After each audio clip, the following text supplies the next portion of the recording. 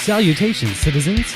Welcome to the show where we discuss language, define words you may not know, explore ones you do, and generally help you to talk more better.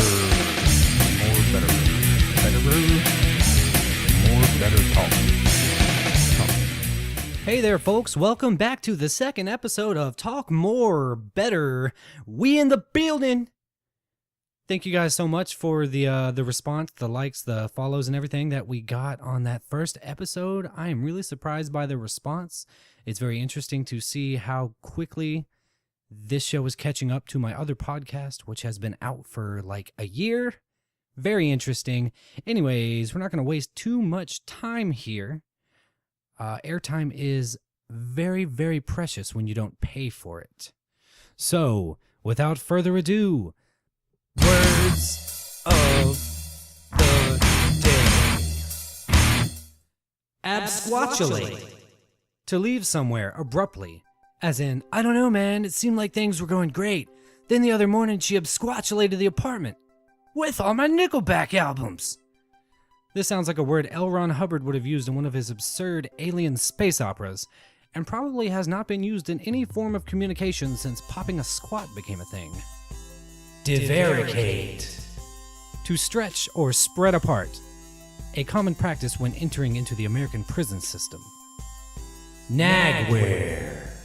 Computer software which is free for a trial period, and thereafter frequently reminds the user to pay for it. We're looking at you, WinZip. Does anyone know anyone who's actually paid for that?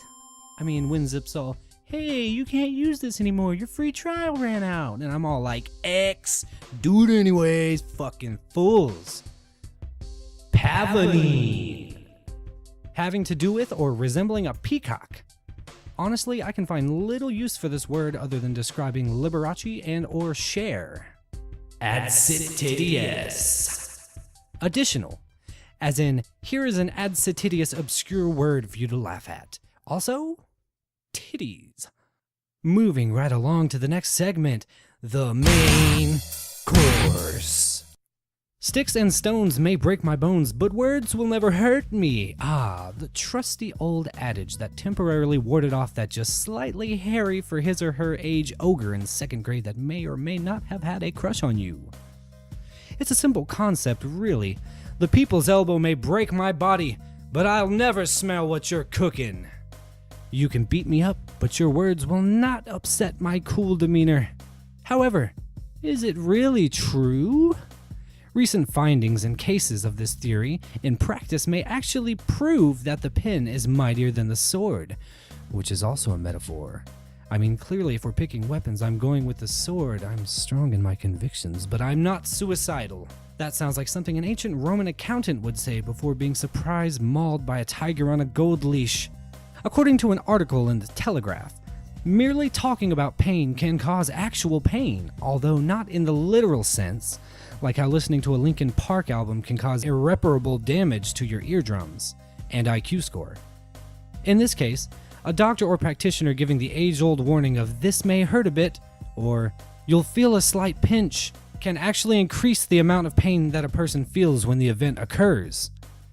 This happens due to the trigger words relating to pain or discomfort activating the area of your brain that processes it.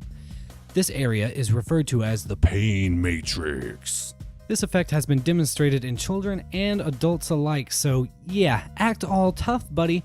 But you and I both know that you want to look up at that poster of Winnie the Pooh on the ceiling while you get that shot.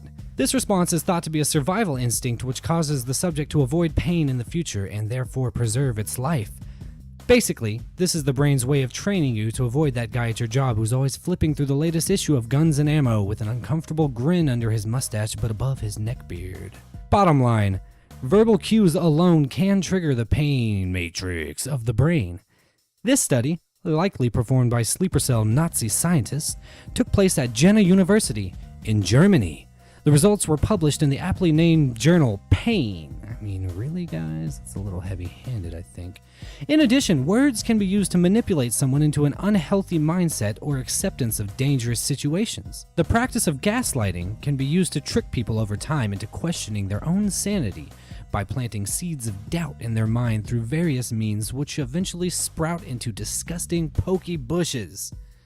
You know the ones. This technique aims at disorienting the subject or subjects using misdirection, lies, denial of events or rewriting history, or staging events entirely, starting as small as relentlessly pretending that you didn't break a coffee pot over your girlfriend's head until the cut heals and she believes it, and escalating all the way up to dressing up in a costume complete with a ski mask and leather gloves, tying her to the train tracks, then quickly running just out of view to shed the costume and returning to save her only seconds before the little engine that could decapitate zooms past, then saying, "See, baby, you're always getting into trouble without me." Everyone knows someone who has used or been victim of this practice, and if you don't, then maybe it's you. You could be the predator if you're a closet sociopath, or the victim without even really knowing. In a way, that's how it works. It's like Inception, but in many cases, no fun and exciting heists. Not all cases, though. In fact, the term takes its name from the film Gaslight all the way back in the 40s. Shouts out to Ingrid Bergman, where a man's wife consistently and, more importantly, accurately notices footsteps coming from the attic and the dimming of the lights in the house during occasions when the husband is upstairs secretively hunting for a dead opera singer's jewels. But when she mentions it time and time again, he denies it and suggests that she is totally imagining that every time, woman. Also, he isolates her from humanity almost entirely and steals things, ultimately convincing her that she took and hid them. The culmination of these events is that Paula, the wife, ends up believing that she is basically a schizophrenic kleptomaniac who should not be around other people as she could cause them harm or be locked away in a padded room on some island with a pleasant-sounding two-part name like Clearview or Byberry or Bloomingdale or Greystone or Overbrook or something. Seriously, what is up with those names? When did we all decide that asylums should... Anyway, so the next time you're tempted to say, "Sticks and stones may break my bones, but words will never hurt me," instead, maybe just respond with a quick little throat punch or a kidney shot and absquatulate the area. On to our third and final segment, What an Idiom! This week we have the Welsh Ar Gerfin I Gefil Gwyn.